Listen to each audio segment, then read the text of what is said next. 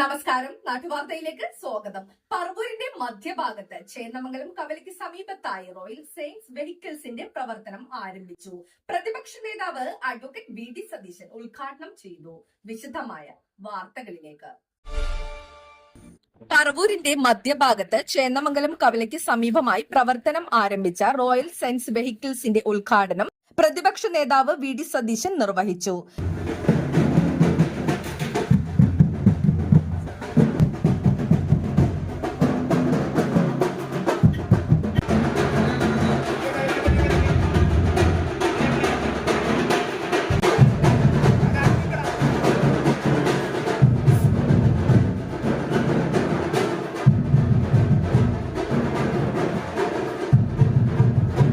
ഇന്ത്യയിലെ 300 kilometre mileage വരുന്ന ആദ്യത്തെ ഇലക്ട്രിക് സ്കൂട്ടർ ഇനി റോയൽ സയൻസിൽ നിന്നും പറവൂർക്കാർക്ക് സ്വന്തമാക്കാം.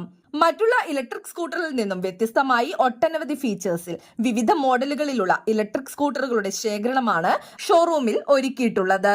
ലെസ്തോവ vehicle managing director Thodukayil Abdul Kareem, ward member Geetha Babu, Puthenvelikkara Congress മണ്ഡലം പ്രസിഡന്റ് ഉല്ലാസ്, ഓണർമാരായ നിബിൻ ആൽബർട്ട്, പ്രസാദ് സിയു, ജലാൽ സിയെ തുടങ്ങി പ്രദേശത്തെ നിരവധി ജനങ്ങളും ഷോറൂം ഉദ്ഘാടനത്തിൽ പങ്കുചേർന്നു.